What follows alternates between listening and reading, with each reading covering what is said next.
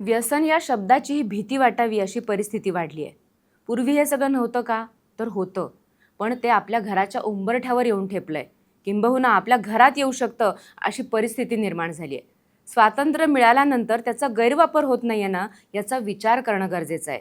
तसं केल्याने नुकसान फक्त त्या व्यक्तीचं नाही तर अख्ख्या कुटुंबाचं होतं. व्यसनाधीनता आणि त्याचे होणारे सामाजिक, मानसिक, शारीरिक, कौटुंबिक परिणाम किती भयंकर असतात हे सगळं सांगायची गरजच नाही. उर्से इथं स्माईल व्यसनमुक्ती केंद्रात असे भयंकर परिणाम भोगलेले रुग्णमित्र आहेत. त्यांना चांगलं जीवन जगण्यासाठी प्रेरित करणारे हर्षल पंडित आणि त्यांच्या टीमचं काम प्रेरणादायी आहे. व्यसन करणं वाईट, आजकालची पिढी लवकर व्यसनाधीन होतीये किंवा काही कळतंय असं वाटतच नाहीये त्यांना, या परिस्थितीमध्ये आधार देणारे हर्षल पंडित आहेत. जेव्हा व्यसनांचा विषय येतो तेव्हा लोकांमध्ये अनेक समज आणि गैरसमज असतात. हे सगळे समज दूर करण्यासाठी हर्षल पंडित उर्से इथे स्माईल व्यसनमुक्ती केंद्र चालवतात. या गप्पांमधून जाणून घेऊयात हर्षलदादांचं काम. विवेक संवादमध्ये हर्षलदादा, तुमचं मनापासून स्वागत. व्यसनाधीनता आणि आजची तरुण पिढी या सगळ्याबद्दलच आपण आजच्या गप्पांमध्ये बोलणार आहोत. पण तुमच्या आयुष्यामधल्या काही गोष्टी आम्हाला जाणून घ्यायला आवडेल. तुमच्या आयुष्यात व्यसनाची सुरुवात कशी झाली? पहिलं तर आपले सर्वांचे आभार. मला या विवेक संवादमध्ये आपण आमंत्रित केलं. व्यसनाची सुरुवात आणि या सर्व गोष्टींची सुरुवात कशी झाली म्हणण्यापेक्षा व्यसन ही एक अशी गोष्ट आहे की ती कुठेतरी तुम्हाला आकर्षणातून निर्माण होते. व्यसन करण्याचं बऱ्याच अंशी बऱ्याच लोकांना आकर्षण असू शकतं आणि त्यातलाच मी एक होतो. साधारण 5वी-6वीत असल्यापासून बाहेर रस्त्याने जाताना किंवा गावी गेल्यावर ज्या पानटपऱ्यांवर गुटख्याच्या पुड्या लावलेल्या असायच्या, त्या पुड्यांचं आकर्षण मला सर्वप्रथम झालं होतं की काय असतं त्याच्यामध्ये आणि काय ती पुडी असणार आहे. माहीत नव्हतं काय गुटखा वगैरे अशा गोष्टी माहीत नव्हत्या. पण ते आकर्षण जेव्हा होतं तेव्हा तशाच प्रकारचे कदाचित लोक समोर येतात आणि मामा माझा सर्व करायचा आणि त्याच्याबरोबर मी भरपूर कनेक्ट होतो आणि तो पण ते गुटखा वगैरे खायचा. मग ते पाहिल्यानंतर कुठेतरी वाटलं की काय असतं पाहावं, म्हणून त्याच्यातून 1-2 दाणे घेऊन त्यावेळेस मी खाल्लेले होते. पण तेव्हा काही व्यसन नव्हतं, पण ती कुठंतरी त्या गोष्टीची सुरुवात नक्कीच झालेली होती आणि जसं जसं वय पुढे जात गेलं तसं त्या गोष्टींबद्दल थोडीशी माहिती अधिक होत गेली आणि मग साधारण 10वीमध्ये असताना 10वीची पेपर झाल्यानंतर पहिला गुटखा मात्र मी खाल्ला. याचं कारण आहे की थोडंसं सुरुवातीला आपण म्हणतो ना कुमार वय असतं आणि त्या वयामध्ये कुठंतरी एक धाक पण असतो, भीती असते, घरच्यांची भीती असते. मोठं झालं म्हणजे काय की हळूहळू जसं 7वीतून 8वीत जातो किंवा 6वीतून 7वीत जातो, 6वीपर्यंत आय थिंक 6वी-7वीपर्यंत हाफ पॅन्ट असायची पूर्वी आणि 7वीनंतर फुल पॅन्ट यायची. फुल पॅन्ट आली म्हणजे मी मोठा झालो असा एक त्यावेळेस मनामध्ये समज असायचा. आणि मग मोठं झाल्यानंतर काय तर या सर्व गोष्टी हळूहळू पुढे जात असताना समजायला लागल्या. मग त्यावेळेस गुटख्याचे 2 दाणे खाल्ल्यानंतर बरं वाटलं होतं, छान वाटलं. त्याची टेस्ट पानासारखी अशी टेस्ट होती, तर ती एक छान वाटली. त्यानंतर मात्र 10वीनंतर ती खाऊन पाहिल्यानंतर सुरुवातीला पूर्ण चक्कर आली, उलट्या झाल्या. वाटलं अरे बापरे हे काय आहे. पण मग तेव्हा असं नको वाटलं की हे नको करायला, असं नाही वाटलं? नाही वाटलं. सुरुवातीला ते उलटी झाल्यावर वाटलं अरे बापरे काय हे, म्हणजे काय होतंय, आपल्याला काहीतरी होतंय. पण ज्यावेळेस त्याच्यातून जेव्हा बाहेर पडलो 1 तास 2 तासांनी, नंतर परत वाटायला लागलं की अरे छान होतं, काहीतरी वेगळंच वाटलं. तो जो काय आनंद आहे तो आनंद त्यावेळेस त्याचा मिळालेला होता आणि तो आनंद कदाचित तोच आनंद परत मिळवण्यासाठी पुन्हा ते घेण्याचा प्रयत्न सुरू झाला. कदाचित यालाच व्यसन म्हणतात की आपल्याला कळत नाही की आनंद काय असतो, आनंदाची व्याख्या आपल्यापर्यंत समजत नाही आणि त्यावेळेस असं वाटतं की आनंदाची व्याख्या म्हणजे मी माझ्या मनाने स्वच्छंदीपणे जगणं, ह्यालाच आनंद म्हटलं जातं.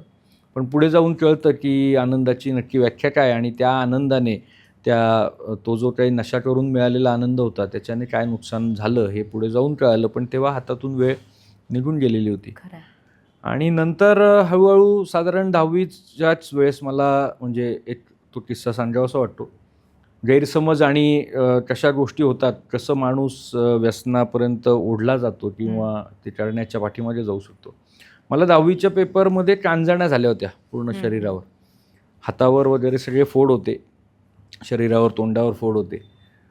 पेपर वगैरे सर्व दिले, परीक्षा झाली आणि मी माझ्या गावी गेलो. मामाकडे गेलो आणि मामाने ते पाहिलं. तर ॲक्च्युली तो सर्व हे करत होता. त्यामुळे तो कॅज्युअली आपला म्हणाला की या कांजण्या घालवण्यासाठी ही उष्णता असते आणि उष्णता बाहेर पडण्यासाठी बिअर प्यावी. अरे बापरे. आणि तर पहा ट्राय करून. म्हणून मी त्याच्याबरोबर सायकल असायची पूर्वी. सायकलवर बसून मी पुढे त्याच्या त्या दांडीवर बसायचो आणि तो मला घेऊन जायचा फिरायला सगळीकडे. मग आम्ही तेव्हा गेलो सकाळी आणि एका बारमध्ये जाऊन त्याने आपलं त्याचं रोजचं असायचं. त्याने ती बिअर घेतली. त्याच्यामधून मग मी एक ग्लास घेतला आणि तिथून खऱ्या अर्थाने माझ्या व्यसनाची सुरुवात झाली. तीही टेस्ट त्यावेळेस कडवट वाटली, पण नंतर परत वाटलं की अरे छान, त्याच्याने एक आनंद मिळतोय. ती जी काही हाय मिळते ती हाय आवडली.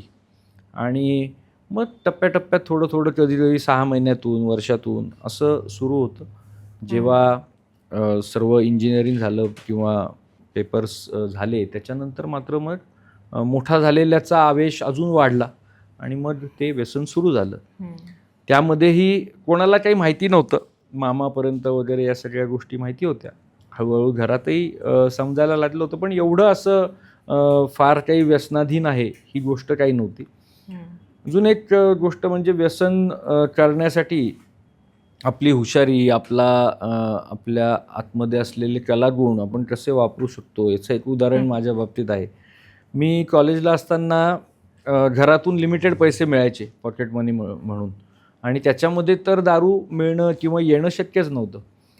तर कॉलेजमध्ये इंजिनिअरिंगला असताना साधारण बाहेरचे दिल्ली, केरळ वगैरे या साईडची जी मुलं असायची तर पिरियड्स केलेले नसायचे, तर मग त्यांचं प्रॅक्टिकल पूर्ण करून देणं. ड्रॉइंग माझं छान होतं, तर मी त्यांना इंजिनिअरिंग ड्रॉइंग काढून द्यायचो आणि त्या इंजिनिअरिंग ड्रॉइंगचे त्यांच्याकडनं 60 रुपये घ्यायचो. 60 रुपये याच्यासाठी की 50 रुपयाची दारूची बाटली आणि 5 रुपयाचा त्याच्याबरोबर खाण्यासाठी चटणा आपण जे म्हणतो आणि 5 रुपयाची सिगरेट. असं मी 60 रुपये मी ठरवले. ते 60 रुपये आले की मी ड्रॉइंग काढून दिल्यावर 60 रुपये घ्यायचो. 60 रुपये घेऊन मी दारू प्यायला जायचो. हळूहळू दिवस जात होते. ड्रॉइंग जसे वाढत होते तसे ते 60 रुपयेही वाढत होते. म्हणजेच माझे पिण्याचं प्रमाणही वाढत होतं. मी काही ते पैसे खिशात ठेवत नव्हतो. तेवढ्याचीच म्हणजे आज 3 ड्रॉइंग काढले तर 3 बॉटल्स मी प्यायचो. म्हणजे जेवढे पैसे आहेत तेवढं मी ते माझं कॅल्क्युलेशनच ठरवलेलं होतं. म्हणजे आपल्यामध्ये असलेले कलागुण आपण कसे वापरू शकतो. आणि तेव्हा काहीच वाटत नाही मी चुकीचं करतोय. तेव्हा मला त्याचा अभिमान वाटायचा. अरे मी माझं करतोय आणि मला छान वाटतंय. म्हणजे मी घरी मागत नाहीये आणि घरापर्यंत ही गोष्ट जात नाहीये. त्यामुळे तोही एक अभिमान होता. कधी काही मार्कांमध्ये काही कमी पडलं नाही. व्यवस्थित मार्क पडले. इंजिनिअरिंग झालो. त्यानंतरही जॉब चांगले मिळाले. पुढे जाऊन हळूहळू ते जॉब मिळत होते, पण सातत्य माझ्यामध्ये नव्हतं. व्यसन सुरू झालेलं होतं. व्यसनाधीनतेने काय होतं तर पहिली गोष्ट सातत्य तुमचं कमी होतं. कारण दुसरी कॉन्सन्ट्रेट होत नाही. त्यामुळे मला प्रत्येक जॉबमध्ये कुठंतरी सॅटिस्फॅक्शन नसायचं.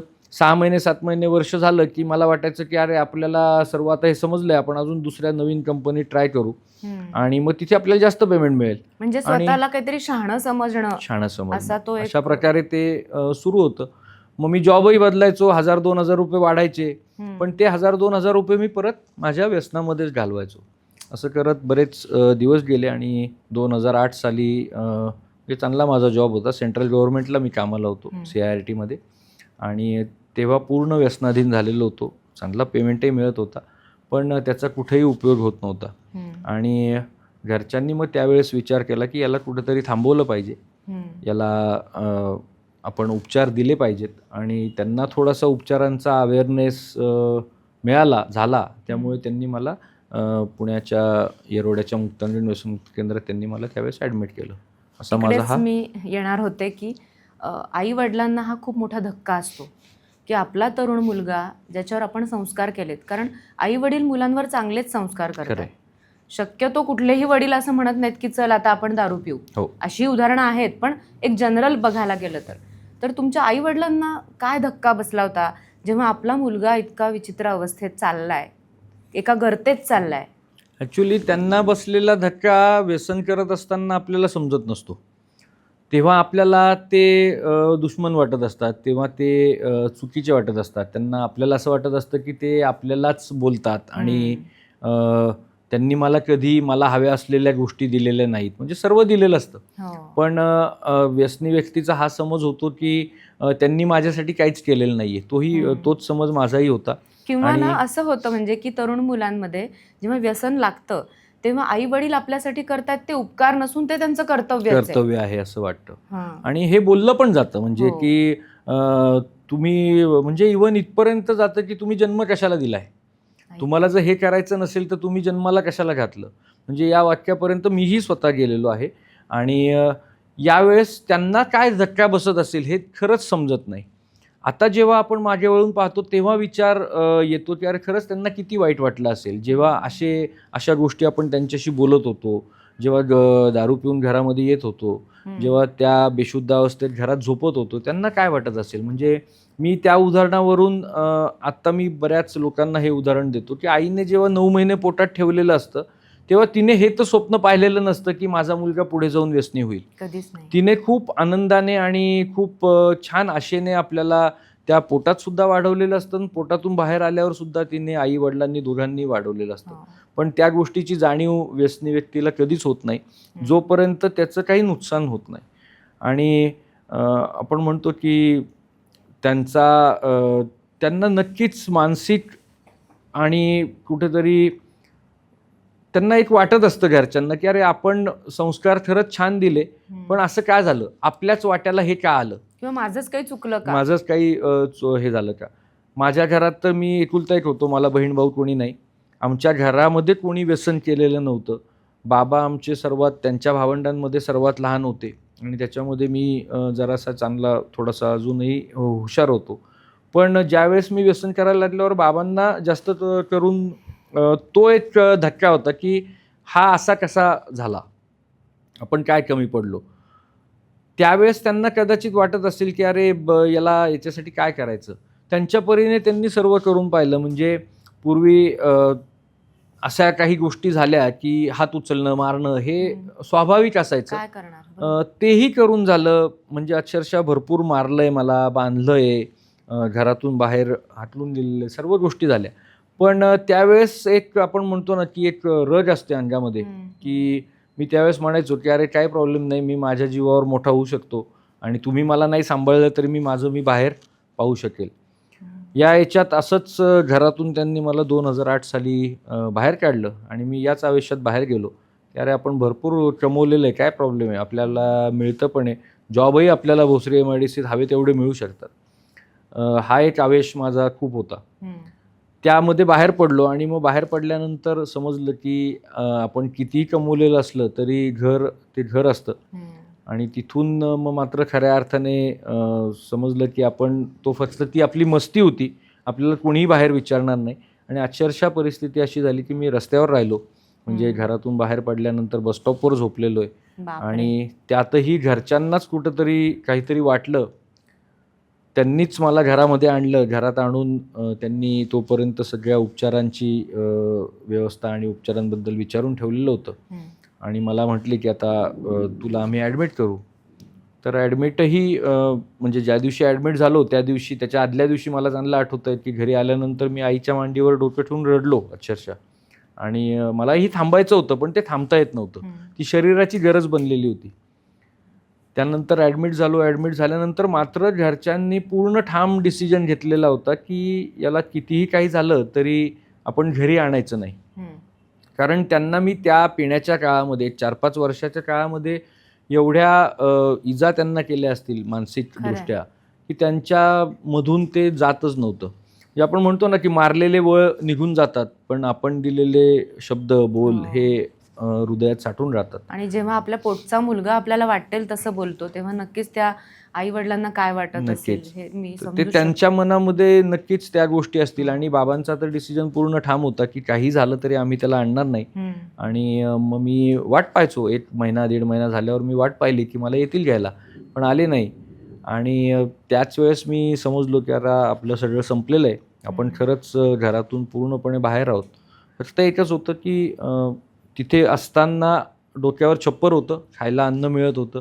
एवढा एक आशेचा किरण होता. हो. आणि जसे जसे दिवस जात गेले तसं मी काम करायला सुरुवात केली. ते करत असताना मध्येच कधीतरी फोन वगैरे करायचो. त्यावेळेस बाबा म्हणायचे, "नाही, तुझा आमचा काही संबंध नाही. आम्ही तुला कधीच म्हणजे तू आमच्यासाठी कधीच मेलेला आहेस. आमचा तुझा काही संबंध नाही." आणि ते वाक्य मला कायम मोटिवेट करायचं. म्हणजे त्या वाक्याने मी कधी डिप्रेस झालो नाही.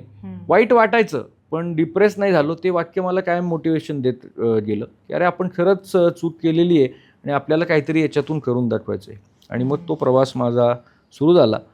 आणि मला चांगलं आठवतंय, मी अनिल अवचटांकडे असताना 25वा त्यांचा वर्धापन दिन होता आणि आय थिंक टिळक स्मारक मंदिरामध्ये त्यांनी एक वाक्य बोलले होते की आमचे सर्व कार्यकर्ते किचनमधून तयार होतात. आणि त्यावेळेस मीही किचनमध्येच काम करत होतो आणि तिथून मी माझ्या त्या सगळ्या व्यसनमुक्तीच्या प्रवासाची सुरुवात झाली.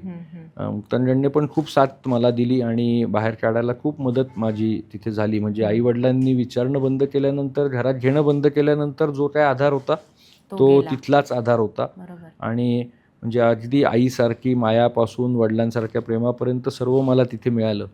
आणि तिथून मग मी मात्र ठरवलं की आपण काहीतरी नक्की करून दाखवायचं. मग हा प्रवास पुढे सुरू पुढे झाला. जात गेला. एक असा क्षण येतो बघा या सगळ्या प्रवासामध्ये की वाईट करताना सुद्धा कुठेतरी थांबावं असं प्रत्येक व्यक्तीला, म्हणजे गुन्हा करताना सुद्धा तेच, व्यसनं करताना सुद्धा तेच. तो क्षण कोणता होता जेव्हा तुम्हाला वाटलं की नाही आता बास, म्हणजे मुक्तांगणला जाण्याच्या आधी जेव्हा तुम्ही बस स्टॉपवर झोपत होतात? काय विचित्रच असेल, कारण एका चांगल्या कुटुंबातला मुलगा अशा पद्धतीने वागतोय, तर काय ती परिस्थिती ॲक्च्युली होती? क्षण भरपूर असतात, कारण रोज काही ना काही वाईटच घडत असतं. खरं आहे. पण आपण म्हणू की अशी परिस्थिती कितीही जवळ आली तरी ती समजत नाही ही माझ्यासाठीची वाईट परिस्थिती. हाच त्या व्यसनी व्यक्तीचा खरा मूळ तो स्वभाव असतो. तो कधी मान्यच करत नाही, तो मान्यतेवर कधी येत नाही, स्वीकारत नाही की मी व्यसनी आहे. आणि हे माझ्या बाबतीतही व्हायचं. मी म्हणजे इव्हन मी मुक्तांगणमध्ये गेल्यावर सुद्धा मी कधी स्वीकारलं नाही की मला काही प्रॉब्लेम आहे. हळूहळू त्याला जसे जसे दिवस जातात तसं ते स्वीकारायला मदत होते. आणि ज्यावेळेस कुठे वडील म्हणायचे की तुझा आमचा संबंध नाही, त्यावेळेस सुधारण्याची कुठंतरी हे सुरू झाली. आणि त्यावेळेस कुठंतरी वाटलं की आता थांबलं पाहिजे. त्याआधी व्यसन करत असतानाचे प्रसंग खूप आहेत. म्हणजे घरात मारामाऱ्या व्हायच्या, वादविवाद व्हायचे. एकदा वडिलांनी, मला चांगलं आठवतं, मी जिन्यावरून वर जात असताना काहीतरी झालं आणि पडलो आणि ती एक गणपतीची फ्रेम होती.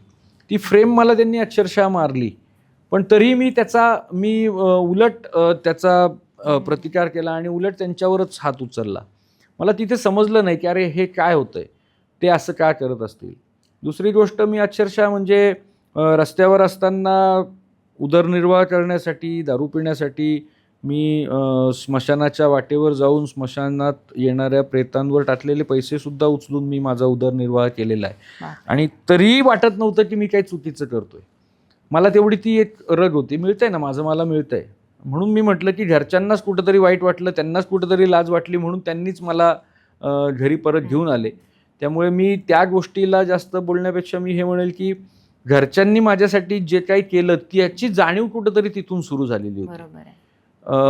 मान्य नव्हतं केलेलं, पण ती जाणीव आतमधून कुठंतरी होत होती. त्यामुळे तोच खरा टर्निंग पॉईंट असेल की त्यांनी मला घरामध्ये आणलं आणि उपचारासाठी पाठवलं. आणि उपचारासाठी पाठवल्यावर सुद्धा ठाम डिसिजन घेतला की आम्ही याला परत घरात नाही आणणार. बरोबर. आणि अक्षरशः 4.5 वर्ष ते मला भेटायला नाही आले. 4.5 वर्ष मी तिथे होतो. 4.5 वर्षांनी ते मला भेटायला आले. आणि तेव्हा मात्र मी म्हणजे पूर्ण कोलॅप्स झालेलो होतो. रडू येत होतं की 4.5 वर्षांनी आई बाबा समोर आहेत. तो दिवसही माझ्यासाठी खूप महत्त्वाचा होता की त्या दिवशी ते आले. स्वीकारलं नव्हतं, पण ते तिथे भेटायला आले, माझ्या कार्यक्रमाला ते बसले. आणि परिस्थिती फक्त बदलत कशी जाते. ज्यावेळेस त्यांनी सोडलं होतं त्यावेळेस काउन्सिलरच्या समोर आम्ही बसलो होतो. मी मध्ये आई बाबा बाजूला आणि मला ॲडमिशन करून ते चालले गेलेले होते. आणि मध्ये आधी ते पहिले 2-3 महिने ते काउन्सिलिंगसाठी आले. नंतर त्यांनी ते येणं बंदच केलं होतं. म्हणजे आम्ही नेणारच नाही म्हणून ते आलेच नाही. तर परिस्थिती बदलते अशी की ते जेव्हा आतमध्ये आले आणि त्याच केबिनमध्ये मी काउन्सिलरच्या चेअरमध्ये होतो आणि ते माझ्यासमोर बसलेले होते. तर तो एक अभिमानाचा क्षण होता की कुठेतरी आपण बदलतोय, बदलू शकतो, यावर माझाही स्वतःचा विश्वास त्यावेळेस खऱ्या अर्थाने बसला. तिथे तर सर्वांनी विश्वास ठेवलेला होता. म्हणजे आईबाबांनाही सगळी माझी माहिती जात असेल कदाचित, पण त्यांनाही काही विश्वास असा त्यावेळेस बसत नव्हता. त्यांनाही वाटत असेल की नाही हा खोटं बोलत असेल, हा बाहेर जाऊन करतच असेल व्यसन. पण या प्रवासामध्ये कुठंतरी हे 2-3 क्षण जे आहेत ते माझ्यासाठी, मला असं वाटतं की माझ्या आयुष्यातले टर्निंग पॉईंट होते. आणि तिथून मात्र मग मी हळूहळू परत घरातल्या प्रवासाकडे सुरुवात केली. माझ्याकडनं जेवढ्या गोष्टी करता येतील तेवढ्या मी घरी केल्या. आणि मग साधारण 7 वर्षांनी मी घरी राहायला गेलो. 7 वर्ष मी व्यसनमुक्ती केंद्रात होतो. 7 वर्षांनी मी घरी राहायला गेलो. तेही त्यांनी, मी डायरेक्ट घरी असं गेलो नाही. त्यांनी मला अट दिली की तू इथेच काम करायचं, घरी तुला आम्ही घेऊन जातोय म्हणून बोलतो, पण तुला आम्ही घरी नेणार नाही. 3 महिने तू बाहेर राहायचं. 3 महिने बाहेर राहून तू तिथे जाऊन येऊन करायचं. आम्हाला रोजच्या रोज फोन करून सांगायचं मी पोचलोय, निघालोय. आणि वरून आम्हाला 2,000 रुपये महिना तू आम्हाला पाठवायचे घरामध्ये. तर ते खूप अवघड होतं. म्हणजे एवढं सोपं नव्हतं. कारण मानधन असायचं, पगार असा काही नसतो, मानधन असायचं. त्याच्यामधूनही सर्व बाहेर रूमला भाडं देण्यापासून हे करण्यापासून मग मी तिथून तिथे एक अनुरूप विवाह संस्था जी आहे तिथे मी संध्याकाळी 4 ते 8 कामाला जायला लागलो. तिथून मला 4,000 मिळायचे.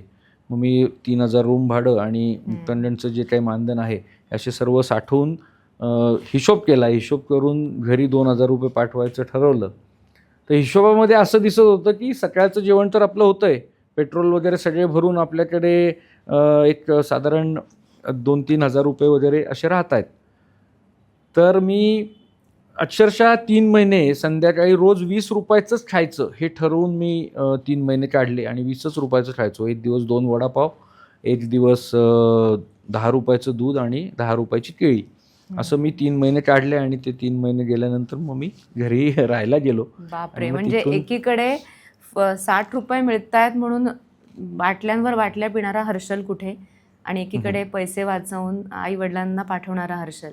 म्हणजे कितीही व्यसनाधीन व्यक्ती झाली तरी सुद्धा ती परत येऊ शकते, याचं उत्तम उदाहरण तुम्ही स्वतःच आहात. तर हा सगळा प्रवास तुमचा वैयक्तिक प्रवास झाला. त्याच्यानंतर आपण अशा व्यक्तींसाठी काम करायला पाहिजे, ही प्रेरणा कुठून मिळाली आणि त्याचं स्माईल व्यसनमुक्ती केंद्रात परिवर्तन कसं झालं? ॲक्च्युली ही प्रेरणा मी पहिल्यापासून मुक्तांगणमध्ये बरेच वर्ष राहिल्यामुळे मी तिथे काम करत होतो. मला असं कुठे वाटलं नाही की तिथून सोडून जावं किंवा स्वतःचं करावं, असं काही त्यावेळेस कुठेच मनामध्ये काही नव्हतं. कारण पैसाही नव्हता. काहीही करण्यासाठी संस्था जरी उभी करायची असेल तर थोडासा का होईना पैसा हवा असतो. माझा काही तो विचार नव्हता. माझं आयुष्य सेट कसं होईल याकडे माझा कल होता. त्यामध्येच मुक्तांगणमधूनच माझं मॅरेज ठरलं. म्हणजे एक मुलगी मला तिथल्याच एका सरांनी दाखवली, दत्ता श्रीखंडे म्हणून आहेत, त्यांनी मला ती मुलगी दाखवली आणि बोलले की बघा, जर तुमचे विचार जुळत असतील तर तुम्ही पुढे जाऊ शकता. आणि आम्हालाही वाटलं, आम्ही भेटलो, आम्हालाही वाटलं की ठीक आहे, आपण आता याच्यामध्ये पुढे जायला हरकत नाही. आणि मग आम्ही 2015 साली आमचं लग्न झालं. त्यानंतर तीही एका संस्थेमध्ये काम करत होती, मीही संस्थेमध्ये काम करत होतो. मानधन दोघांनाही होते. आमचं तेवढ्या मानधनामध्ये आमचं घर चालत होतं. पण जेव्हा कुठेतरी पुढे प्रपंचासाठी जायचं हा विचार जेव्हा करायची वेळ आली, तेव्हा परत त्या हिशोबामध्ये जेव्हा आलो तेव्हा असं दिसलं की अरे, ही जर 6 महिने तिच्या प्रेग्नन्सीसाठी जर सुट्टी घेणार असेल तर 6 महिने आपल्या या मानधनामध्ये चालणार आहेत का? आणि मग कुठेतरी विचार केला आणि आमचे मित्र दीपक फल्ले यांच्याकडे मी एकदा लेक्चरसाठी गेलेलो असता मला त्यांनी म्हटले की बघ, मी तुला नव्याने परत संधी देतो. आणि त्या कंपनीमध्ये पुन्हा मी तिथे जॉईन झालो. म्हणजे तीही एक बरीच मोठी स्टोरी आहे. त्यांच्याकडे पण मी बऱ्याच वेळा जायचो कंपनीमध्ये. असंच ज्यावेळेस जॉब सुटायचे त्यावेळेस मी त्यांच्याकडे जायचो आणि म्हणायचो की मला जॉब हवा आहे आणि ते मला द्यायचे. म्हणजे 2000 सालापासून ते मला मदत करत आलेले आहेत जॉबसाठी सुद्धा आणि नंतर सुद्धा त्यांनीच मला मदत केली. परत प्रवाहात येण्यासाठी मला ते वाक्य आठवतं की तुला प्रवाहात परत आणतो, तुझी इच्छा असेल तर तुला ती गोष्ट म्हणजे तू करू शकतोस, मी तुला मदत त्याच्यासाठी करेल. मी त्यांना बोललो होतो, 8-10 वर्षात इंजिनिअरिंग तर खूप बदललं आहे, मी काय करणार? तर ते म्हटले काही नाही, आपण नव्याने काहीतरी सुरुवात करू, आपण त्या गोष्टी पाहू काय करता येतील. आणि मग त्यांनी मला पुन्हा संधी दिली. संधी दिल्यानंतर मग मी मुक्तांजणचा जॉब सोडला आणि मग बाहेर आम्ही म्हणजे दोघं राहायचो आणि मग जॉबला जायचो.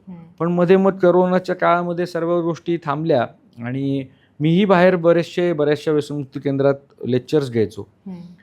लेक्चर्स घेत असताना असं वाटलं की कुठंतरी पुनर्वसन जे म्हटलं जातं ते पुनर्वसन मला दिसायचं नाही की पुनर्वसन म्हणजे काय, किंवा माझ्या डोक्यात काही कल्पना होत्या की त्याप्रमाणे ती व्यसनमुक्ती झाली पाहिजे, ते मला दिसायचं नाही. म्हणून मग मी सर्व अभ्यास करत गेलो, काही गोष्टी लिहित गेलो आणि मग नंतर थोडंसं क्लिक झालं की आता आपल्याला अनुभव पण आलेला आहे, आपल्याला काही गोष्टी माहिती आहेत आणि आपल्याला आपल्या मनासारखं काम करायचं असेल तर आपल्याला स्वतःचं काहीतरी सुरू केलं पाहिजे. पण तेव्हाही असं काही विचार नव्हता की कुठली तरी एखादी जागा घेऊन आपण लगेच सुरू करू. मला पहिल्यापासून डोक्यात होतं की आपल्याला आपल्या मनासारखी जागा जर मिळाली तरच सुरू करायचं. बरोबर आहे. आणि म्हणून माझा तो प्रवास सुरू झाला. साधारण 2020 साली, म्हणजे करोनाच्या थोडंसं आधी, करोना सुरू व्हायच्या आधीची गोष्ट आहे. 19 डिसेंबरपासून वगैरे मी सर्चिंगला सुरू केली. मी रोज जवळजवळ 1-1.5 वर्ष मी इथून उर्से किंवा मावळामध्ये मी जायचो आणि रोज जायचो. रोज संध्याकाळी 4:30ला जायचो, लोकांना विचारायचो जागा आहे का, माझी अशी कल्पना आहे. तर मला काही ते मिळत नव्हतं आणि एक जागा मला शेवटी मला आवडली, म्हणजे आवडेल अशी जागा मला ती दिसली, मिळाली. आजूबाजूला थोडंसं निसर्गरम्य वातावरण होतं आणि बोलणं झालं आणि ठरलं आमचं करायचं. आणि त्यांना एक टोकन अमाऊंट आम्ही दिली आणि दुसऱ्या दिवशी करोनाचं लॉकडाऊन लागलं. तोही एक सेटबॅक होता की मी आदल्याच दिवशी पैसे दिलेले आहेत आणि दुसऱ्या दिवशी या सगळ्या गोष्टी बंद झालेल्या आहेत. पैसे अडकून पडल्यासारखं झालं. पैसे अडकून पडल्यासारखं, परत आपण सुरुवात काहीतरी केली आणि आता परत ते थांबतंय का असंही होतं. पण कुठेही हार न मानता मी पुढे जात गेलो. साधारण मे महिन्यामध्ये लॉकडाऊन ओपन झाल्यावर पुन्हा तिथे जायला सुरुवात केली, बांधकाम पूर्ण केलं आणि मग त्याच्यामध्ये परत 1 वर्ष गेलं. परत नेक्स्ट इयरमध्ये पुन्हा एक छोटंसं लॉकडाऊन लागलं आणि मग परत त्या स्माईलची थोडंसं स्थापना जी आहे ती थोडीशी लांबली. आणि मग पुढे जाऊन साधारण 2021 साली 10 मार्च 2021ला स्माईलची सुरुवात झाली. हे सुरू करण्यापाठीमागे कारण असं होतं की आपल्याकडनं ज्या चुका झाल्यात त्या इतरांकडनं होऊ नये याच्यासाठी आपल्याला आपल्या मनाप्रमाणे प्रामाणिकपणे मनापासून काम करता यावं, म्हणून खऱ्या अर्थाने स्माईलची सुरुवात केली. आणि स्माईल जिथे आहे ती जागा खूप छान आहे, निसर्गरम्य आहे, पण आजूबाजूला मोकळी जागा खूप आहे. तर तिकडे त्या जागेमध्ये जेव्हा रुग्ण येतात आणि तुम्ही त्यांना खूप छान म्हणता, तुम्ही रुग्ण मित्र म्हणता, तुम्ही रुग्ण म्हणत नाही, तर त्या रुग्ण मित्रांची दिनचर्या कशी असते किंवा तुम्ही त्यांना कशा पद्धतीने परावृत्त करता व्यसनापासून, काय असते त्यांची? ॲक्च्युली स्माईलची संकल्पना अशी होती की व्यसनमुक्ती ही नुसती 4 भिंतीच्या आड नसावी, ही कुठेतरी मोकळ्या वातावरणात आणि हसत खेळत व्यसनमुक्ती असावी. म्हणजे मला कायम वाटायचं की प्रेशर देऊन कोणाचंही व्यसन सुटत नाही, किंवा प्रेशर आपण जेव्हा देतो तेव्हा तो त्याला जर वाटत नसेल तर ते सोडणार नाही, उलट तिकडे धावला जातो जर प्रेशर दिलं तर. ॲक्च्युली व्यसनमुक्ती अशी असते की म्हणजे आत्ताही आमच्या इथेही पेशंट्स म्हणतात की किती दिवस राहिलं तरी मला जेव्हा सोडायचं तेव्हाच मी सोडणार आहे, आणि हे अगदी खरं असतं. म्हणजे कुठल्याही व्यसनमुक्ती केंद्रात खऱ्या अर्थाने दारू सोडण्याचं काम केलं जात नाही. ती नशा जी आहे ती थांबवली जाते. थांबवल्यानंतर त्या पेशंटने ते ठरवायचंय मला आता पुढे जाऊन ती कंटिन्यू सोडायची का नाही सोडायची. त्यामुळे हे सर्व त्या पेशंटच्या हातात असतं. पण कुठेतरी मला कायम वाटायचं की आपण त्याला त्याच्यावर विश्वास जर ठेवला तर तो आपल्याला नक्की विश्वास देईल. म्हणजे जे माझ्या बाबतीत झालं की माझ्यावर विश्वास ठेवत गेले म्हणून मी कुठेतरी स्वतःला बदलत गेलो. ॲक्च्युली व्यसनामध्ये एक महत्त्वाची गोष्ट होते ती म्हणजे खोटं बोलण्याची सुरुवात होते. पहिलं व्यसन, जसं मी पहिलं व्यसन केलं त्या दिवसापासून मी व्यसन सोडेपर्यंत मी खोटंच बोलत होतो. व्यसन करण्यासाठी. कधी खरं बोलून व्यसन केलेलं नाही. त्यामुळे मला असं वाटायचं की आपण जर याला प्रामाणिकपणाने याला जर थोडासा फ्रीडम दिला, याच्यावर विश्वास ठेवला, तर हा विश्वास आपल्याला नक्की देऊ शकतो. आणि ती एक संकल्पना होती. त्याचबरोबर स्माईल मीन्स काय होतं, स्माईल हे नाव ठेवण्याचं पण एक कारण होतं की जशा गोष्टी माझ्या बाबतीत घडल्या त्या इतरांच्या बाबतीत घडाव्या म्हणून ते एक नाव समोर आलं. आणि बऱ्याच वेळा व्यसन करत असताना तुम्ही जसं मगाशी मला म्हणालात की घरच्यांना काय धक्का बसतो, तर घरच्यांची ती खऱ्या अर्थाने स्माईल गेलेलीच असते. त्यांचा चेहरा त्यांच्या मनामध्ये कायम आपल्याच विचार असतात आणि ताण असतो, ताण असतो. म्हणजे आपण असं म्हणतो की व्यसन जरी एक माणूस करत असला तरी त्याच्या विचारांमध्ये त्याच्या घरचे 24 तास असतात. तर मला ते वाटायचं की अरे हे हास्य यांचं गेलेलं आहे, तर यांचं हास्य कसं परत येईल. आणि म्हणून ते स्माईल नाव डोळ्यासमोर कायम होतं. त्याचा स्माईलचा एक लॉंग फॉर्म मी स्वतः तयार केलेला होता की see miracle in life every day. Smile means की मला ते असायचं की रोजच्या रोज काही ना काही मिरॅकल या क्षेत्रामध्ये नक्कीच घडते. प्रत्येक व्यसनी माणूस हा मिरॅकल घडवू शकतो, हा विश्वास मला स्वतःवर होता. त्यामुळे ही स्माईलची सुरुवात अशी तिथे केली. ती केल्यानंतर खरंच हे अवघड होतं की या सर्व पेशंट्सला, सर्व व्यसनी पेशंट्सला मोठ्या वातावरणात आणणं, बाहेर आणणं.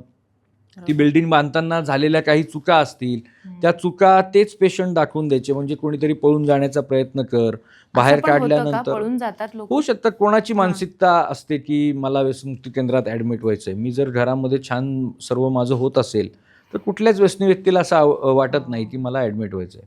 मनापासून तर त्याची इच्छा लगेच तर होतच नाही. त्यामुळे ह्याही गोष्टी घडतात. त्या सगळ्यातून मार्ग काढून स्टाफ माझा खूप छान तयार झाला. म्हणजे जे काही अगदी मी जेव्हा सुरुवात केली तेव्हा माझ्याकडे एक 2-3 जणांपासून आज जवळजवळ 28 जणांचा स्टाफ आहे. आणि ते 2-3 जणांपासून आजपर्यंत जे काय आहे ते सगळे पहिल्यापासून आहेत. त्यामुळे सर्व स्टाफने सुद्धा खूप छान सर्व सांभाळून घेतलं. आणि मग माझ्या मनातल्या त्या संकल्पना मला पूर्ण करायचा मला तो फ्रीडम मिळाला.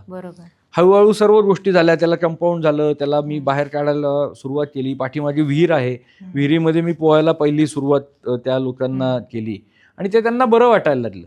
त्यांच्या चेहऱ्यावरचा आनंद पाहून, त्यांच्या चेहऱ्यावरचं हास्य पाहून मलाही ते वाटायचं की अरे नाही, आपण जे काही करतोय ते कुठेतरी मार्गी होतंय.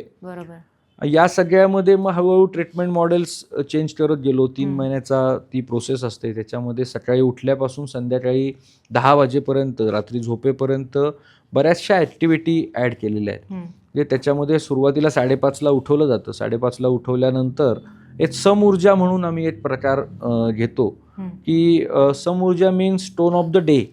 त्यावेळेस आजच्या दिवसाचा काय टोन असला पाहिजे, आजचा दिवस मला कसा घालवायचा आहे हे तिथे ठरवलं जातं. म्हणजे छोट्या छोट्या ॲक्टिव्हिटी घेतल्या जातात, छोटी छोटी गाणी म्हटली जातात. अगदी एक 2-5 मिनिटाचं हे असतं. पण त्या सर्वांना ती एक ऊर्जा मिळते. तिथून त्याची सुरुवात केली जाते. नंतर 6:30 वाजता योगा प्राणायाम मेडिटेशन होतं. 8 वाजता साधारण नाश्ता होतो. त्याच्या आधी 8च्या आधी 7:45ला मेडिसिन्स दिल्या जातात त्यांना. सायकॅट्रिस्ट आणि MD मेडिसिनने जे काही लिहून दिलेले आहेत हो. यानंतर 9:30 वाजता त्यांचं एक मानसोपचारावर आधारित असं एक सेशन होतं.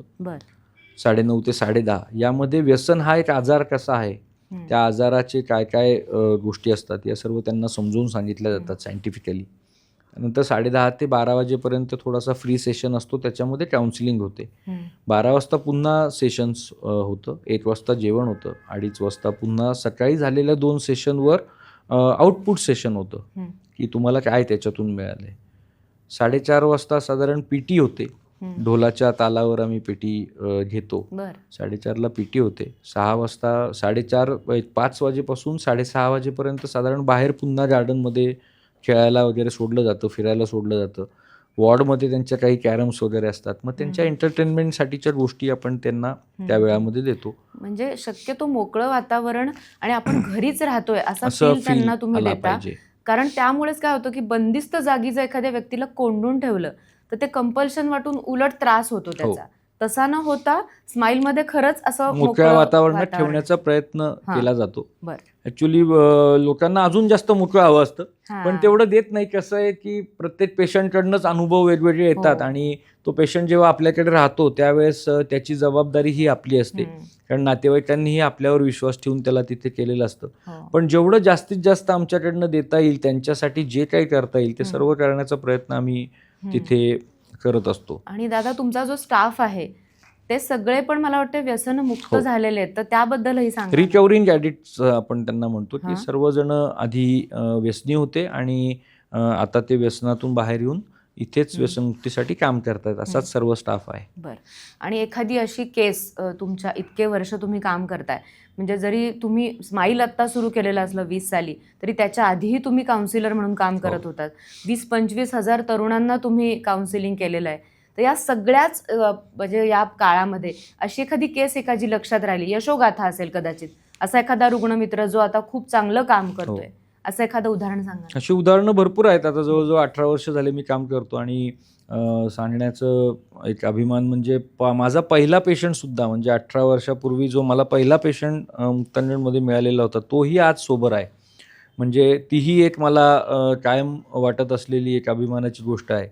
त्याचबरोबर भरपूर अशा केसेस आहेत. पण आत्ता रिसेंटली आपण जर स्माईलच्या बाबतीत बोलतो, तर स्माईलमध्येच अशी एक केस आहे की हर्षल जोशी म्हणून आहेत. त्यांना अक्षरशः रेल्वे स्टेशनवरून आणलेलं होतं. एक फोन आला सामाजिक कार्यकर्त्यांचा की असं असं आई आणि मुलगा दोघंही रस्त्यावर फिरतायत आणि आत्ता रेल्वे स्टेशनच्या इथं बसलेले आहेत आणि तो मुलगा खूप व्यसन करतो, दारू पितो, आईला तसाच वणवण भटकवतोय. बापरे. तर त्याला घेण्यासाठी म्हणून आम्ही आमची टीम गेलो आणि मग त्याला त्यावेळेस समजून त्याला घेऊन आलो. घेऊन आल्यानंतर आज 4 वर्ष झालेले आहेत. आज तोही छान आहे आणि हर्षल म्हणजे रस्त्यावर फिरणारा मी एक हर्षल होतो आणि तो एक हर्षल. मला त्याच्यामध्ये काय माझंच कुठंतरी छबी रूप दिसते. बघतो. हो, खरं आहे. आणि त्याला जेव्हा आणलं त्याच्यानंतर त्यानेही जसं मी स्वतःला डेव्हलप करण्याचा प्रयत्न केला, स्वतःला बदलण्याचा प्रयत्न केला, तसं त्यानेही केला आणि आज त्याचंही आयुष्य खूप खडतर होतं. खडतर आयुष्यामधून म्हणजे प्रतिकूल परिस्थितीतून आज तोही अनुकूलतेकडे आला आहे आणि आज तो स्माईलचा, जसं मी मुक्तांगणचा एक काउन्सिलर होतो आणि सर्व सांभाळायचो, तसं आज तो स्माईलचा एक काउन्सिलर आहे आणि स्माईलमध्ये बऱ्याचशा गोष्टी तो करत असतो. आज तो तिथला एक काय म्हणता येईल एक खंदा कार्यकर्ता म्हणून तयार झालेला आहे आणि आज तोही एक अभिमान आहे. तसे स्माईलमध्ये बरेचसे सगळेच लोक तसे आहेत. म्हणजे नाटेकर्स म्हणून आहेत किंवा राहुल बोरुडे म्हणून आहेत की जे भटकत होते, पूर्ण व्यसनामध्ये पूर्ण अधीन गेलेले होते. आज ती लोक आज त्यांचा संसार आणि त्यांच्या सगळ्या गोष्टी व्यवस्थित करतायत. तर आज बरं वाटतं समोर पाहताना की आपल्याबरोबर राहून आपल्या कुठंतरी पावलावर पाऊल टाकून पुढे येत आहेत आणि तो एक खरंच अभिमान असतो. नक्कीच. आणि त्यांच्या कितीतरी कुटुंबांचे दुवे सुद्धा या स्माईलला या निमित्ताने मिळत आहेत. कारण आपल्या घरातली व्यक्ती व्यसनाधीन झाली आहे, ती वाया गेली आहे पूर्णपणे आणि अशा परिस्थितीतून एक कुटुंबाचा आधार बनणारी व्यक्ती, हा प्रवास नक्कीच सोपा नाही आहे. दादा, तुम्हाला काय वाटतं की व्यसनाधीन माणूस होतो तर याची सामाजिक, आर्थिक, मानसिक कारणं काय असतील? म्हणजे आताच्या काळात तर परिस्थिती खूप बदलली आहे. म्हणजे पूर्वी दारू आणि सिगरेट ही 2 व्यसनं होती. आता हे व्यसनेचं प्रमाण किंवा एकंदरच ही परिस्थिती काय बदलली आहे किंवा काय कारण आहेत यामागे? ॲक्च्युली जसे जसे दिवस पुढे जात गेले तसे व्यसनाचे ट्रेंड बदलत गेले. ॲक्च्युली आम्ही जे म्हणतो की व्यसन हा एक आजार आहे, तो आजार कसा आहे तर तो मनोशारीरिक आहे. म्हणजे शारीरिक, मानसिक, आर्थिक, कौटुंबिक, सामाजिक या 5 बाबींवर नुकसान करणारा हा आजार आहे. आज जर आपण तसं पाहिलं की सर्वसामान्य माणसाच्या बाबतीत पण याच 5 गोष्टी ज्या आहेत त्या त्याचं आयुष्य पुढे घेऊन जाण्यासाठी महत्त्वाच्या असतात आणि याच महत्त्वाच्या गोष्टी व्यसनामुळे पूर्ण अधोगतीला जातात. त्यामुळे हे खूप महत्त्वाचं आहे की पहिलं तर त्याचं शारीरिक नुकसान व्यसनातून होत असतं. हळूहळू मानसिकता बदलत जाते, पैसा कमी होत जातो, कर्जबाजारी होतो, कुटुंब त्याच्यापासून दुरावतं आणि समाजापासूनही तो दुरावतो, समाजही त्याच्यापासून दुरावतो. ॲक्च्युली समाज म्हणजे काय तर समाज हा दोन्हीकडनं असतो. तो धड पायी पण चालू देत नाही आणि घोड्यावरही बसू देत नाही.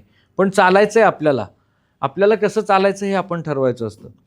त्यामुळे समाजाचा रोल जो आहे तो तुम्ही चांगलं केलं तर तुमची वाहवा करतात, तुम्ही वाईट केलं तर तुम्हाला शिव्या पण घालतात. तर आपण काय करायचं हे आपण ठरवायचं असतं.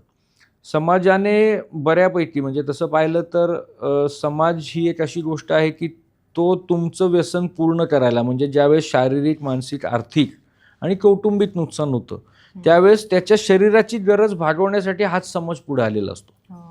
आणि तो व्यसनी व्यक्ती या समाजातून या ना त्या कारणाने या ना त्या मार्गातून समाजातून त्याच्या शरीराची गरज पूर्ण करत असतो. म्हणजे समाजामध्ये चोऱ्या करेल, समाजाला खोटं बोलून पैसा आणेल, लोकांकडनं खोटं बोलून फसवून पैसा आणेल. त्यामुळे समाज त्याच्यासाठी महत्त्वाचा पण असतो, कारण तो समाज त्याची शरीराची गरज भागवून देणार आहे. बऱ्याच वेळा असं होतं की जसे जसे लोक संपत जातात तसे हा समाजात नवीन लोक तयार करत जातो, शोधत आणि ते असतो. एक स्किल डेव्हलप करतात Skill develop स्वतःच्याच तयार होतं. मनामध्ये. असं होतं की मी कोणाला कसा लुबाडेन, कोणाला कसं फसवेन, हे स्किल आपोआप पण हे त्याला वाटत नसतं की मी फसवतोय, हा. त्याला वाटत असतं की काय नाही, इट्स ओके. म्हणजे तो कॅज्युअल असतो, त्याच्यामध्ये कॅज्युअल अप्रोच खूप असतो. या सगळ्यातून जेव्हा तो पुढे जातो तेव्हा कुठंतरी असं होतं की त्या शारीरिक, मानसिक, आर्थिक, कौटुंबिक, सामाजिक या प्रवाहावर काम करणं गरजेचं असतं. पण त्याला आता काम कुठून करावं हे समजत नाही. सुरुवातीला सर्वप्रथम शरीरावर काम केल्यानंतर हळूहळू त्याच्या सगळ्या गोष्टी बदलत जातात. बरोबर. हा एक काय म्हणता येईल, ही एक प्रोसेस आहे. खरं पाहिलं तर व्यसनमुक्ती ही लेंदी प्रोसेस आहे. ही अशी नाहीये की जादूची काडी फिरवली आणि जादू झाली आणि तुम्ही व्यसनमुक्त झाला. म्हणजे जितका वेळ माणूस व्यसनी होण्यासाठी लागतो तितकाच वेळ व्यसनमुक्त होण्यासाठी किंवा दुप्पटही लागत असेल कदाचित.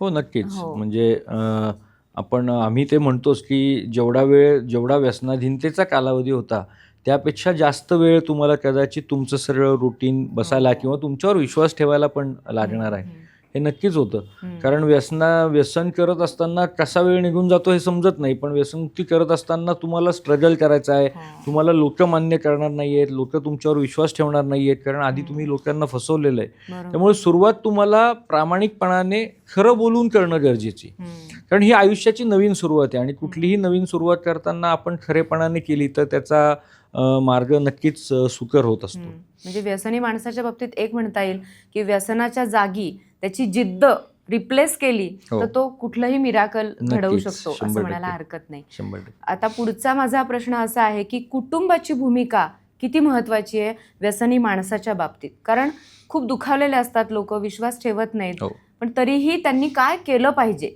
मान्य आहे की दुखावलेले आहात तुम्ही, पण शेवटी माणूस आपलाच आहे आणि त्याला जर माणसात आणायचं आहे, कुटुंबाची भूमिका काय असावी?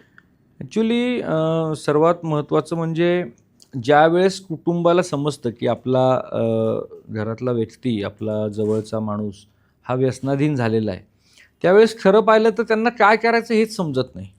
शॉक असतो. त्यांनी ते त्यांच्या पद्धतीने प्रयत्न करतात, म्हणजे त्याला ओरडतात, त्याला मारतात, त्याला धाकात ठेवतात, त्याला कुलूपबंद करून ठेवतात. आणि या सर्व गोष्टींनी त्याच्या मनामध्ये एक प्रश्न असतो की आता घरी समजलंच आहे ना, मग आता बिनधास्त केलं तर काय हरकत आहे. म्हणजे कदाचित जोपर्यंत घरामध्ये समजत नाही, कुटुंबापर्यंत ही बातमी जात नाही, तोपर्यंत तो लिमिटमध्ये पित असतो. ज्यावेळेस कुटुंबाला समजतं त्यानंतर तो उलट जास्त प्यायला सुरुवात करतो. तर त्यावेळेस खऱ्या अर्थाने कुटुंबाने त्याच्याशी सामंजस्याने, प्रेमाने बोलणं गरजेचं आहे. ठीक आहे, याला प्रेमाची भाषा नाही समजणार आहे, पण याला समजवून सांगणं, सामंजस्याने याच्याशी बोलणं, याच्याशी बसून याला काही गोष्टी समजून घेणं आणि त्याचंही म्हणणं ऐकून घेणं. ॲक्च्युली ज्यावेळेस तो प्यायला लागतो त्यावेळेस सर्वात पहिलं कुटुंबाची चूक हीच होते की त्याचं काही म्हणणं ऐकून घेण्यापेक्षा आपण त्याच्यावर प्रश्नांचा आणि सर्व आपल्या गोष्टींचा भडीमार करायला सुरुवात करतो. आणि मग कुठेतरी हाही भेदरलेला असतो. बिंदास काय होतो की आता समजलंच आहे ना, जाऊ दे, म्हणून हा बिंदास्त होतो. पण यालाही मनामध्ये कुठेतरी भीती सुरुवातीपासून असते की घरी समजलं तर काय होईल. आणि ती पद्धत हँडल करणं जेव्हा चुकीच्या मार्गाने जातं त्यावेळेस तो जास्त अजून व्यसनाधीनतेकडे ओढला जातो. त्यामुळे मला असं वाटतं की कुटुंबाने ही गोष्ट, सिच्युएशन हँडल करताना कुटुंबाने आधी हा आजार आहे हे समजून घेतलं पाहिजे, हे मान्य केलं पाहिजे. कुटुंबाला बऱ्याच अंशी हे मान्य नसतं की हा एक आजार असेल. बरोबर. की ते म्हणतात की हा सर्व गोष्टी करतो, याला सर्व समजतं, दारू पिणं समजतं, मग हा कसला आजार, हा मुद्दामच करतोय ना. त्यामुळे कुटुंबाला हे वाटत असतं की तो मुद्दामून करतोय, पण तसं नसतं. ती त्याच्या शरीराची गरज बनलेली असते. त्यामुळे हा आजार आहे, ॲडिक्शन इज अ डिसीज, हे कुटुंबालाही माहिती असणं गरजेचं आहे. कुटुंबाने समजून घेणं गरजेचं आहे. त्या पेशंटलाही समजून घेणं गरजेचं आहे. सुरुवातीला त्याच्याशी बोलणं गरजेचं आहे. आणि त्यातूनही तो ऐकत नाही आहे, तो अजून जास्त व्यसनाधीन झालेला आहे, तर मग उपचार देणं गरजेचं आहे. कारण कुठल्याही आजाराला उपचाराशिवाय त्या आजारातून बाहेर पडता येत नाही. बरोबर. आणि सर्वात पहिलं महत्त्वाचं म्हणजे व्यसनमुक्तीमध्ये व्यसनापासून लांब राहणं सोपं आहे, व्यसन सोडणं सोपं आहे, पण ते कोणाच्याही मदतीशिवाय सोडता येत नाही.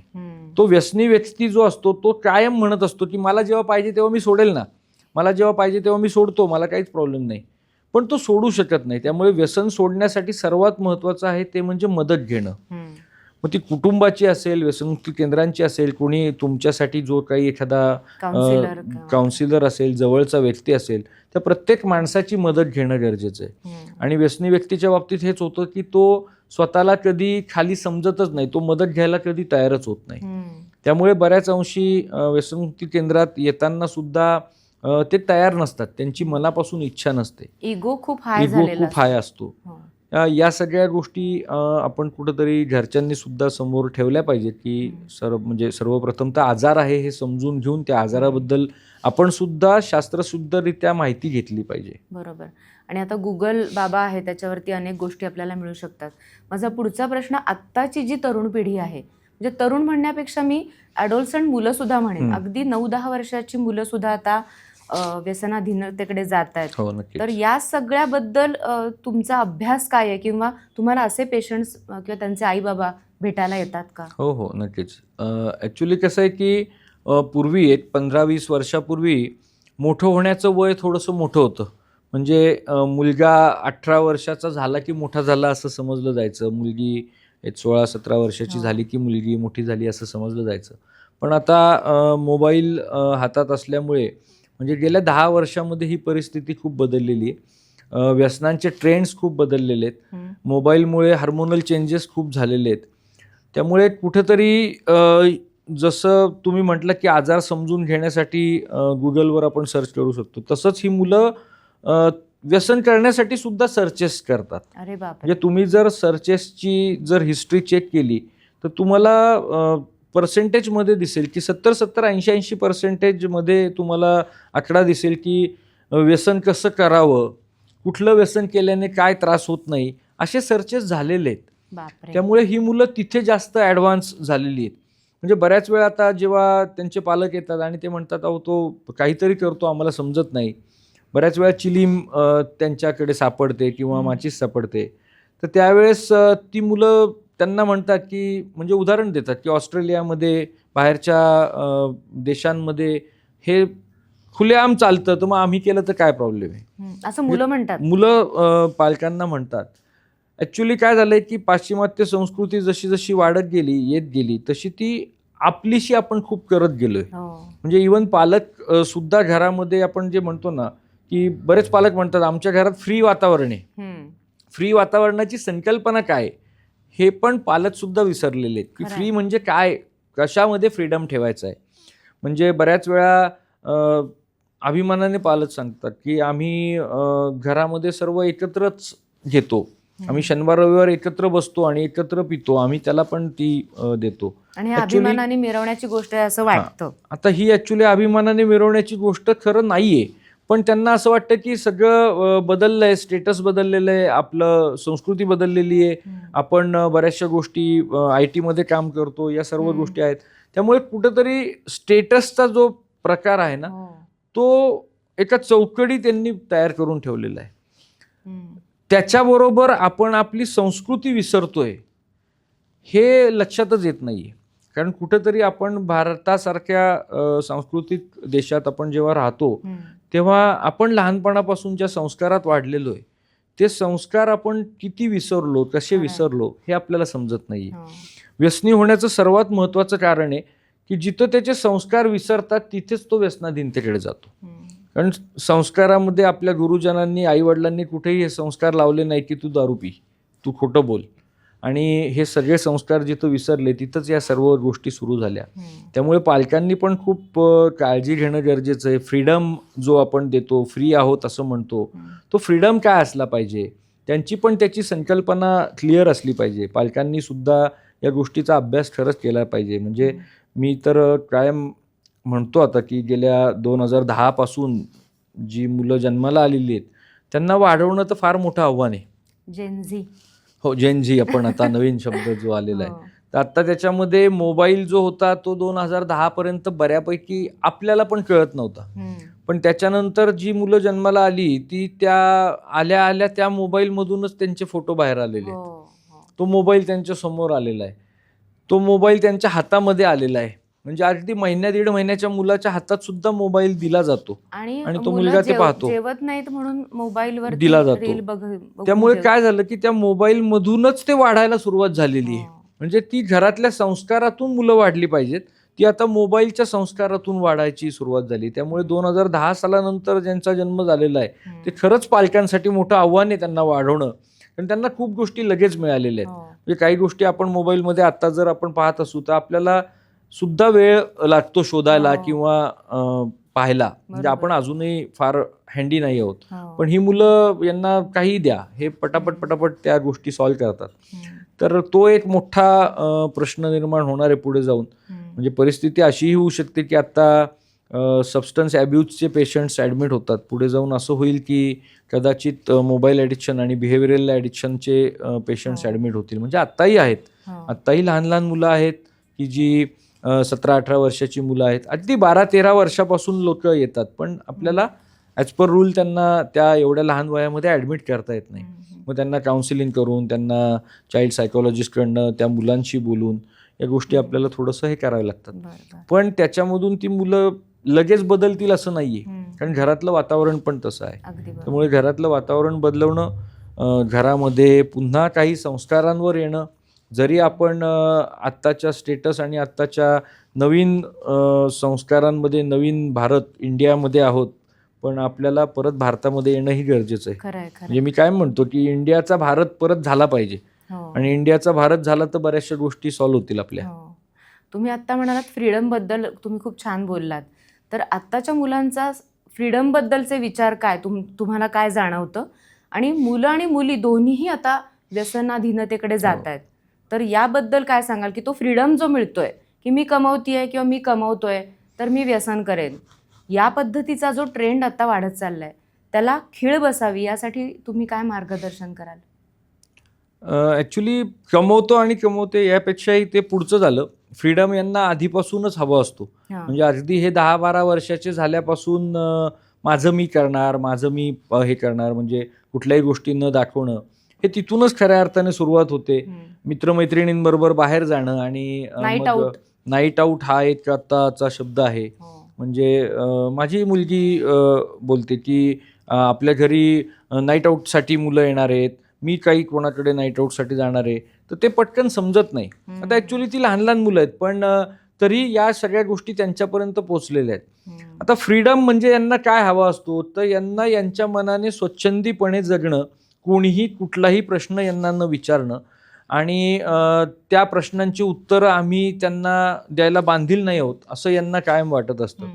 आणि ज्यावेळेस सुरुवातीला या फ्रीडमबद्दल हे बोलतात त्याच वेळेस खऱ्या अर्थाने पालकांनी दाबलं पाहिजे, त्यांना विचारलं पाहिजे आणि फ्रीडम द्यायला हरकत नाही, पण ते काय आहेत त्या सगळ्या गोष्टीचा चेकलिस्ट आपल्याकडे असली पाहिजे. म्हणजे भान ठेवून बेभान होणं असं म्हणू शकतो आपण त्याला. बेभान होणं म्हणजे त्या बेभानाची पण एक वेगळी म्हणजे संकल्पना आहे. आपण आता मध्ये लास्ट इयर खूप पाहत होतो, पुण्यामध्ये पब संस्कृतीच उदयास आलेली होती आणि मुलं मुली रात्री बेरात्री त्या पबमध्ये आपण म्हणजे बऱ्याचशा रेड्स पडल्या, पोलिसांनी त्या समोर आणल्या होत्या. तर ते ॲक्च्युली घरच्यांना माहितीच नाहीये की माझा मुलगा माझी मुलगी कुठं चालली आहे आणि याला फ्रीडम दिला आहे, पण याने याच्या फ्रीडमची संकल्पना काय तयार करून ठेवलेली हे घरच्यांनी कधी विचारलेलंच नाहीये. तर पालकांनी हे विचारणं गरजेचं आहे. आपल्याला पालक विचारायचे, कुठे चाललायस, किती वाजता येणार आहे, अजून का नाही आलास, घरी आल्यानंतर विचारायचे. तर तो एक धाक असायचा. आता तसं नाहीये. म्हणजे यांच्यासाठी 7 वाजता म्हणजे यांचा दिवस 7 वाजता खऱ्या अर्थाने चालू होतो. म्हणजे आत्ताच एक केस माझ्याकडे आहे, तो मुलगा 7-7:30 नंतर बाहेर जातो आणि रात्री 3-3, 4-4 वाजता येतो. एक 20 वर्षाचा मुलगा आहे. बापरे. तर त्या पालकांना कायम तेच वाटतं ना, की अरे आपण म्हणजे फ्रीडम दिलाय, तर तो जेव्हा पूर्वी अभिमान होता, आत्ता त्यांना भीती वाटायला लागली ना त्या फ्रीडमची. त्यामुळे विचार करणं खूप गरजेचं असतं. फ्रीडमची ही संकल्पना या मुलांच्या बाबतीत खूप बदललेली आहे. त्याचबरोबर पुढे जाऊन जेव्हा ते इंडिपेंडंट होतात, म्हणजे इंडिपेंडंट मीन्स काय, की मोठे झाले, कामाला सुरुवात केली, कमवायला लागले, आता मी कशाला कोणाला विचारू. म्हणजे जे फॉरेन कंट्रीजमध्ये होतं तशा गोष्टी स्वीकारायची पद्धत सुरू झालेली. पण ॲक्च्युली फॉरेन्समध्ये पण त्यांचे संस्कार ते पाळतात. म्हणजे काही गोष्टी खरंच तिथे आहेत चांगल्या, की बाबा 18 वर्षाचं झाल्यानंतर त्या मुलाला त्याचं वेगळं करून देणं, पण तो खऱ्या अर्थाने तिथे इंडिपेंडंट होतो. इथे इंडिपेंडंट म्हणजे कुठेतरी जे बेधुंद तुम्ही म्हणतात, तर बेधुंद अवस्थेत जाणं किंवा माझ्या मनासारखा माझ्या मनाला जसं वाटेल तसं मी स्वच्छंदी जगणं, ही गोष्ट म्हणजे कुठंतरी इंडिपेंडन्सी अशी एक संकल्पना तयार करून ठेवलेली आहे. स्वातंत्र्याचा अर्थ ही मुलं असं घेतात की मला हवं ते करीन, पण आई वडिलांच्या पैशावर. हो, असं काहीतरी विचित्र वातावरण होत चाललेलं आहे. म्हणजे आई वडिलांच्या पैशावरचं आपण जर पाहिलं तर बाहेर बरेच लहान लहान मुलं आपल्याला बुलेट घेऊन जाताना दिसतात ना. आता ती 18-18, 20-20 वर्षाची मुलं आहेत, ती तर त्यांच्या स्वकमाईने घेतलेली बुलेट नाहीये. आणि मग ते ज्या पद्धतीने फिरतात तो पण एक कुठंतरी त्यांच्या मनाने तयार केलेला तो एक फ्रीडम आहे ना, आणि त्यांना त्यांच्यात मजा वाटते. त्यामुळे हाय कशात घ्यायची हे या मुलांनी खूप वेगळ्या संकल्पना तयार करून ठेवलेल्या आहेत. आणि स्ट्रेस आहे म्हणून व्यसन किंवा या सगळ्या गोष्टींबद्दल पण थोडक्यात काय सांगाल तुम्ही, की आजकाल हे खूप झालं की मला खूप स्ट्रेस आहे आणि मग मला काही केलं की बरं वाटतं किंवा मला हलकं वाटतं. तर स्ट्रेसला काहीतरी पर्याय आहेच ना अनेक, तर त्या अशा काही केसेस आहेत का काय? ॲक्च्युली ही गोष्ट जी आहे, स्ट्रेसमुळे मी घेतो किंवा मी व्यसन करतो, ही खरं पाहिलं तर खूप पुढची गोष्ट आहे. म्हणजे मी तर याला कुठलीच मान्यता देणार नाही की स्ट्रेसमध्ये दारू प्यायल्याने स्ट्रेस कमी होतो. हा एक निव्वळ गैरसमज आहे. ॲक्च्युली त्याच्यामध्ये तथ्य वेगळं आहे. स्ट्रेसमध्ये नशा केल्याने स्ट्रेस कमी कधीच होत नाही, उलटा तो वाढतो. त्यामुळे हे सगळे गैरसमज आहेत. आता हे मला टेन्शन आहे किंवा मला डिप्रेशन, एक आता खूप छान शब्द वारंवार वापरला जातो की मी डिप्रेशनमध्ये आहे. ॲक्च्युली जर विचारायचं झालं तर डिप्रेशनची व्याख्या काय आहे हे जर त्याला विचारलं तर त्याला ते समजणार नाही आहे, तो सांगू नाही शकणार आहे. याच्यासाठी टेन्शन, डिप्रेशन हे शब्द जे आहेत, स्ट्रेस हे शब्द जे आहेत, हे याला स्वतःला वाचवण्यासाठी बनवलेले सुंदर असे शब्द आहेत. ॲक्च्युली 10वी असताना पेपर्सचा स्ट्रेस यायचाच ना, मग त्यावेळेस थोडी आपण दारू पिऊन तो स्ट्रेस घालवायचो, तो हँडल करायचो. त्याच्या आधी कधीतरी कुठलं तरी शाळेमध्ये एखादं प्रोजेक्ट असेल, एखादी काही मॅच असेल, त्या प्रत्येक गोष्टीचे टेन्शन्स आलेले आहेत, पण ते हँडल केलेले आहेत ना, त्याच्यासाठी व्यसनाची गरज कधीच पडलेली नव्हती. मग आता असं काय झालं की व्यसन केल्याने तो स्ट्रेस जाणार आहे, तर हा स्वतः तयार केलेला एक मिथ आहे. त्याच्यावर तथ्य खरंच वेगळं असतं. त्यामुळे तुम्ही गैरसमज समोर ठेवायचे का त्या गैरसमजातून बाहेर येण्याची कारणं पाहायची, हे खूप गरजेचं असतं. त्यामुळे असं काही नाहीये की स्ट्रेसमध्ये मी पितो वगैरे, मला प्यायची असते म्हणून मी पितो, हेच खरं कारण आहे. त्यामुळे त्याला ती सवय झालेली आहे, त्याच्या शरीराची गरज पडली आहे, त्याला ती प्यायचीच आहे. त्याचा स्ट्रेस जरी घालवला तरी त्याला तो आनंदाने पिणार आहे. माझा स्ट्रेस गेला म्हणून मी दारू पितोय. त्यामुळे ना, पिने वालों को पीने का बहाना चाहिए. आनंदातही पिणार, दुःखातही पिणार. म्हणजे आमच्या वेळेस होतं की आता मला सचिन तेंडुलकर आवडायचा, सचिन तेंडुलकरने 100 काढले तरी मी प्यायचो आणि तो 0वर आउट झालो तरी मी प्यायचो. त्यामुळे हे कारण होतं की पळवाट असते, मला प्यायची असते म्हणून मी पितो. त्यामुळे हा विचार आपण खरंच केला पाहिजे. पालकांनी हा विचार केला पाहिजे की स्ट्रेस आहे. बरेच पालक लहानपणापासून प्रवृत्त करतात की तो जो वडील असतो, म्हणजे तो वडील जर घरामध्ये पित असेल तर त्याची आई त्याच्या मुलाला सांगते की नाही, बाबांना बरं नाहीये, बाबांना टेन्शन आलंय म्हणून बाबा ते औषध घेतात. मग मुलाला पण 10वीच्या परीक्षेचं टेन्शन आल्यावर तोही म्हणणार आहे मला ते औषध घ्यायचंय बाबांचं, मला पण टेन्शन आलंय.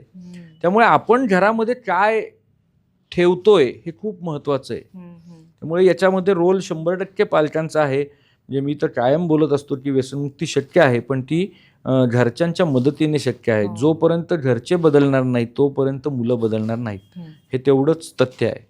खूपच छान. तुम्ही समाज, कुटुंब या सगळ्याबद्दल सांगितलं. आता पुढच्या 5 वर्षामध्ये स्माईलची यशोगाथा काय असेल किंवा स्माईलला तुम्हाला कुठे नेऊन ठेवायचंय? काय प्लॅन्स आहेत तुमचे? स्माईलला कुठे नेऊन ठेवायचं याच्यापेक्षा स्माईल सुरू केलं तेव्हा खऱ्या अर्थाने ते सुरू करताना 25 बेडचाच हिशोब करून सुरू केलेलं होतं. मग आता किती रुग्णमित्र आहेत? आता 130 जवळजवळ आहेत. त्यामुळे यशोगाथा म्हणण्यापेक्षा ते स्माईल वाढणं म्हणजे फार मोठी प्रगती होणं असं नाहीये. खरं तर स्माईल Actually बंद व्हावं. बंद व्हावं झालं पाहिजे आणि तिथे दुसऱ्या काहीतरी गोष्टी समाजासाठी समाज उपयोगी गोष्टी तिथे झाल्या पाहिजेत. लोकांसाठी काहीतरी अवेअरनेस तयार झाले पाहिजेत.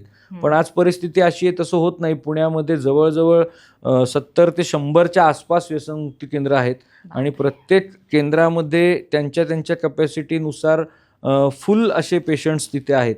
म्हणजे व्यसनाधीनता कमी होत नाही आहे तर ती व्यसनाधीनता वाढती आहे. तो ट्रेंड बदलत चाललेला आहे. तो ट्रेंड बदलतो याचं कारणच हे आहे की आम्ही देत असलेला फ्रीडम, आम्ही फ्री आहोत, आम्ही आमचं स्टेटस बदललेलं आहे, आम्ही आमच्या संस्कृत्या बदललेल्या आहेत. या सगळ्यामुळे हे सगळं होतं आहे. त्यामुळे मी तर म्हणेल की स्माईल ची पुढच्या 5 वर्षामधली यशोगाथा म्हणण्यापेक्षा स्माईलमध्ये पुढच्या 5 वर्षात जेवढे काही पेशंट्स येतील त्या सगळ्या पेशंट्सने त्यांच्या त्यांच्या परीने त्यांचे 1 वर्ष, 2 वर्ष, 3 वर्ष, 5 वर्ष पूर्ण करावेत हेच मनापासून इच्छा असते. पण ज्यावेळेस आम्ही आमचं त्याच्यासाठी एक स्पेशल वॉर्ड वर आहे 3ऱ्या मजल्यावर की जिथे फक्त रिपीटर्स पेशंट आलेले आहेत. आज ती सुद्धा संख्या 30-35च्या घरात आहे. त्यामुळे ही संख्या नक्कीच कमी व्हावी आणि तिथे खरंच नवीन म्हणजे खरंच फ्रेश ॲडमिशन्स तिथं व्हाव्यात हे कायम वाटत असतं. पण जेव्हा जेव्हा वर मी जातो तेव्हा तेव्हा तिथे कॉट्स वाढलेल्याच दिसतात. ते कॉट्स सगळ्या फुल असलेल्याच दिसतात. मग ते कुठंतरी वाईट वाटतं. त्याच्यासाठी कुठंतरी स्वतः म्हणजे मला कायम वाटतं की नवीन नवीन थेरपीज त्यांच्यासाठी आणल्या पाहिजेत. त्यांना नवीन नवीन गोष्टी दिल्या पाहिजेत जेणेकरून कोणालाही कुठल्याही व्यक्तीला एखादी कुठली तरी गोष्ट स्ट्राईक होईल. आणि त्यासाठीच माझा प्रयत्न कायम असतो. जेवढं काही नवीन मला दिसतं तेवढं नवीन मी आणण्याचा प्रयत्न करतो. म्हणजे जसे व्यसनाचे बदलते ट्रेंड आहेत तसे व्यसनमुक्तीचे सुद्धा बदलते ट्रेंड असले पाहिजेत. नुसतं एकाच चौकडीमध्ये राहून त्यांची व्यसनमुक्ती शक्य होणार नाहीये. त्यांना त्यांच्या कलेने त्यांच्या पद्धतीने त्यांना हव्या असलेल्या गोष्टी देऊन त्यांना त्याच्यातून बाहेर काढण्यासाठी जे काही शक्य होईल ते करण्याचा प्रयत्न या 5 वर्षात तर नक्की असणार आहे. अजून एक की महिलांची व्यसनाधीनता पण खूप वाढतीये. महिलांसाठी सुद्धा रोज बऱ्याचशा इन्क्वायरीज येत असतात. तर महिलांसाठी काही करता येईल का अवेअरनेस प्रोग्रामच्या दृष्टीने वेगवेगळ्या कॉर्पोरेट सेक्टर्समध्ये वगैरे तो एक विचार आहे. कारण आज आपण जर पाहू पुण्यासारख्या शहरामध्ये सगळ्या प्रकारचे क्षेत्र आहेत. ITNs खूप आलेले आहेत. या ITNsमधून सुद्धा ह्या व्यसनाधीनतेचा ट्रेंड बदललेला आहे. म्हणजे त्यांच्याकडे असलेली ती पाश्चिमात्य संस्कृती आणि ती त्यांच्या बिल्डिंगमध्ये राबवली जशी जाते तेच सर्व घरात आणलं जातं. आपण पूर्वी काम आणि घर हे वेगळं ठेवायचो. आता तसं नाहीये. आता त्यांनी त्यांचा तो लॅपटॉप उचलून घरात आणून ठेवलेला आहे आणि वर्क फ्रॉम होमच्या नावाने ते काम करतात. काम होतं पण त्याबरोबर त्यांना फ्री टाईम पण भरपूर मिळतोय. त्यामुळे माझा असा कायम हे असतो की या लोकांसाठी काहीतरी अवेअरनेस असावा. या लोकांना अलर्ट करावं. कारण IT हे कुठंतरी एक स्टेटसचं क्षेत्र मानलं गेलं. त्या लोकांना हे करणं म्हणजे खूप कॅज्युअल वाटतं आणि त्यांना हे कधी विचारच केलेला नाही की आम्हाला सुद्धा कधीतरी व्यसनमुक्ती केंद्रात ॲडमिट व्हावं लागेल. आज स्माईलमध्ये जवळजवळ 7 ते 8 जण ITNs आहेत की जे तिथे ॲडमिट आहेत. आता ते ॲडमिट होत असताना ते त्यांच्या सगळ्या गोष्टी समोर आणतात आणि मग असं दिसतं की कुठंतरी हे स्वतःच ठरवलेलं आहे की मला काही प्रॉब्लेम नाही. जोपर्यंत तो कामाला जात होता करोनाच्या आधीपर्यंत तोपर्यंत तो व्यवस्थित होता. काहीतरी बंधन होतं. आता ते आल्यानंतर फक्त लॅपटॉपचा कॅमेरा चेहऱ्यापर्यंत येतोय. चेहऱ्याच्या बाजूच्या टेबलवर त्याने ग्लास ठेवलेला दिसत नाही ना. तेच ऑफिसमध्ये ग्लास घेऊन नाही बसू शकत. पण आज तो घरात ग्लास घेऊन बसतोय. तो लॅपटॉप साईडला करून तो ग्लास एक सिप मारून परत बाजूला ठेवतोय आणि त्याचं काम करतोय.